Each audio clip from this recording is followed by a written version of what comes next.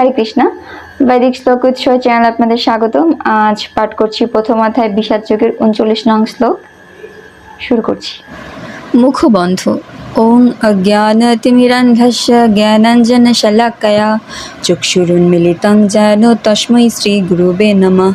श्रीचैतन्यमनोभीष्टं स्थापितं जेन भूतले स्वयं रूपः कदा मह्यं ददाति स्वपदान्तिकं।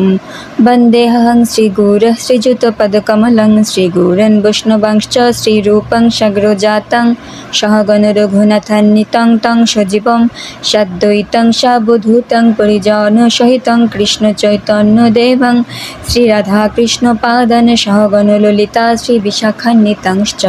हे कृष्ण करुणा सिंधु दीनबंधु जगत्पते गोपेश गोपिकाकांत राधाकांत नमोस्तुते। तप्त कांचन गौरांगी राधे वृंदावनेश्वरी वृषभानुसुते देवी प्रणमामि हरिप्रिये। वंचाकल्पतरुभ्यश्च कृपा सिन्धुभ्यो एव च पतितानां पावनेभ्यो वैष्णवेभ्यो नमो नमः।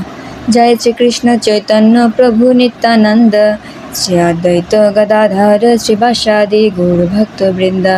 हरे कृष्ण कृष्ण कृष्ण हरे हरे हरे राम राम राम हरे हरे। प्रथम अध्याय বিষাদ যোগ শ্লোক নং 39।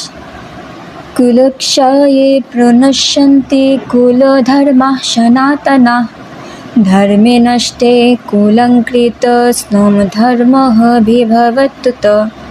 শব্দের অর্থ কুলক্ষয়ে বংশ নাশ হলে, প্রণশ্যন্তি বিনষ্ট হয়, কুলধর্মা কুল ধর্ম, সনাতনা চিরাচরিত, ধর্মে ধর্ম, নষ্টে নষ্ট হলে, কুলম বংশকে, কৃতস্নম সমগ্র, অধর্ম অধর্ম, অভিভবতি অভিভূত করে, উত বলা হয়। অনুবাদ: কুলক্ষয় হলে সনাতন কুল ধর্ম বিনষ্ট হয় এবং তাহলে সমগ্র বংশ অধর্মে অভিভূত হয়। তাৎপর্য: বর্ণাশ্রম সমাজ ব্যবস্থায় অনেক রীতিনীতি ও আচার অনুষ্ঠানের নির্দেশ দেওয়া আছে, যা পরিবারের প্রতিটি লোকের যথাযথ পারমার্থিক উন্নতি সাধনে সহায়তা করে। পরিবারের প্রবীণ সদস্যেরা পরিবারভুক্ত অন্য সকলের জন্ম থেকে আরম্ভ করে মৃত্যু পর্যন্ত শুদ্ধিকরণ সংস্কার দ্বারা তাদের যথাযথ মঙ্গল সাধন করার জন্য সর্বদাই তৎপর থাকেন। কিন্তু এই সমস্ত প্রবীণ লোকদের মৃত্যু হলে মঙ্গলজনক এই সমস্ত পারিবারিক প্রথাকে রূপ দেওয়ার মতো কেউ থাকে না। তখন পরিবারের অল্প বয়স্ক সদস্যেরা অমঙ্গলজনক কাজকর্মে লিপ্ত হতে পারে এবং তার ফলে তাদের আত্মার মুক্তির সম্ভাবনা চিরতরে নষ্ট হয়ে যায়। তাই কোনো কারণেই পরিবারের সদস্যদের হত্যা করা উচিত নয়। পাঠ করলাম প্রথম অধ্যায় বিষাদ যোগের 39 নং শ্লোক। পরবর্তী শ্লোক নিয়ে আবারও উপস্থিত হব।